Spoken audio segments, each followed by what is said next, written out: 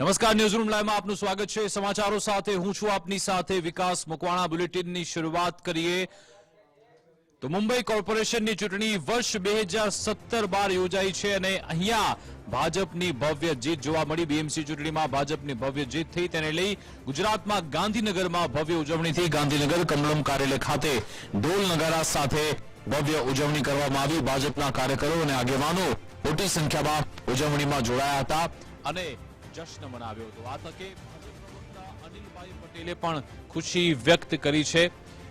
BMC ચૂંટણીમાં ભાજપની જીત સાચા અર્થમાં ડબલ એન્જિનની જીત છે તેવું ભાજપ તરફથી કહેવામાં આવ્યું। ઉદ્ધવ સેના કોંગ્રેસની નકારાત્મક માનસિકતાની હાર છે તેવું પણ અનિલ પટેલે આ તકે નિવેદન આપ્યું। તેમણે કહ્યું કે પીએમ નરેન્દ્રભાઈ મોદી અને દેવેન્દ્રભાઈની આ જીત છે। આજે મહારાષ્ટ્રમાં ખાસ કરીને બીએમસી અને અન્ય નગરપાલિકામાં મહાયુતિની પ્રચંડ જીત બદલ મહારાષ્ટ્રની જનતાને ખૂબ ખૂબ ધન્યવાદ। મહારાષ્ટ્રની આ બીએમસી અને અન્ય નગરપાલિકાની જીત એ સાચા અર્થમાં ડબલ એન્જિન સરકારની જીત છે। સાચા અર્થમાં નરેન્દ્રભાઈ મોદીનું નેતૃત્વ અને મહારાષ્ટ્રમાં દેવેન્દ્ર ફડણવીસના નેતૃત્વની જીત છે। સાચા અર્થમાં 2047ના નરેન્દ્રભાઈના સંકલ્પને મહારાષ્ટ્રની જનતાનું જબરજસ્ત સમર્થન છે। સાચા અર્થમાં એક પ્રકારની સરકારની સ્પષ્ટ નીતિ, સ્પષ્ટ દિશાની આ જીત છે અને કુલ મળીને જે ખાસ કરીને ઉદ્ધવ સેના અને કોંગ્રેસની જે નકારાત્મક રાજનીતિ હતી એની હાર છે। વાસ્તવમાં આ જીત એ વિકાસની રાજનીતિની સાથે સાથે જે સ્પષ્ટ અને દ્રઢ નિર્ણય નરેન્દ્રભાઈ અને દેવેન્દ્રભાઈની સરકારનો છે એમને હું ભારતીય જનતા પાર્ટી ગુજરાત વતી ખૂબ ખૂબ અભિનંદન આપું છું।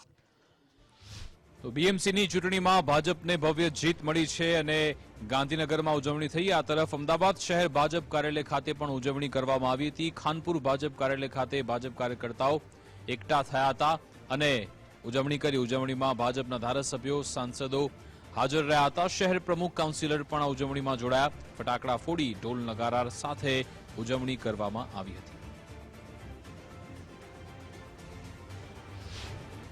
આ તરફ મુંબઈમાં કોર્પોરેશનમાં ભાજપને પ્રચંડ જીત મળી છે, તેની ઠેર ઠેર ઉજવણી થઈ રહી છે।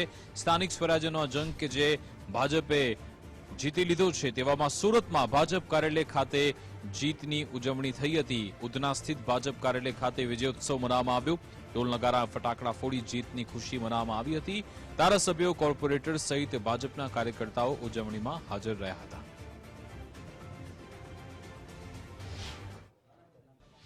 ભારતીય જનતા પાર્ટીની ભવ્ય વીજના આજે વિજય થયો છે। ભવ્ય જીતને કારણે આજે અમારા સુરતના મહાનગરના કાર્યકર્તાઓ મોટી સંખ્યામાં ઉપસ્થિત છે। ફટાકડા અને મીઠાઈથી એમણે આ વિજયને વધાવી લીધો છે।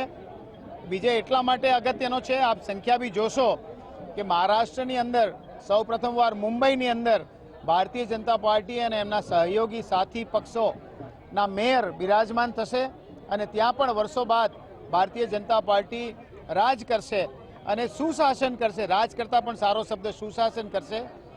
જે માનનીય પ્રધાનમંત્રી શ્રી નરેન્દ્ર મોદી સાહેબે જે પ્રમાણે ડેવલપમેન્ટના કામો પૂરા ભારત વર્ષની અંદર કર્યા છે એ જ પ્રકારે એમણે ભારત વર્ષના એક ભાગરૂપે મહારાષ્ટ્રમાં પણ એ જ પ્રકારે કાર્યો થયા અને એના જ કારણે આજે આટલી મોટી સંખ્યાની અંદર મહારાષ્ટ્રના લોકોએ ભારતીય જનતા પાર્ટી અને સાથી પક્ષોને વોટ આપ્યા અને એના જ કારણે 29માંથી 26 જેટલી મહાનગરપાલિકાઓની અંદર ભારતીય જનતા પાર્ટી હવે પોતાનો પક્ષ સાથે એમના કાર્યકર્તાઓ સાથે ત્યાં સુશાસન કરશે।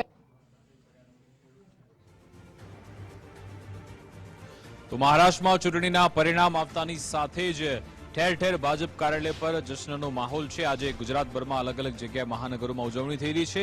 રાજકોટમાં પણ બીએમસી, પુણે તેમજ નાસિકમાં જે ભવ્ય વિજય મેળવ્યો છે તેની જીતની ઉજવણી થઈ। મહાનગરપાલિકા, નગરપાલિકામાં ભગવો લહેરાયો છે। રાજકોટ જિલ્લા ભાજપ દ્વારા અહીંયા ઉજવણી કરવામાં આવી હતી। ઢોલ નગારા સાથે ફટાકડા ફોડીને મહારાષ્ટ્રની બીએમસીની અને નગરપાલિકાઓની જીતની ઉજવણી કરવામાં આવી હતી।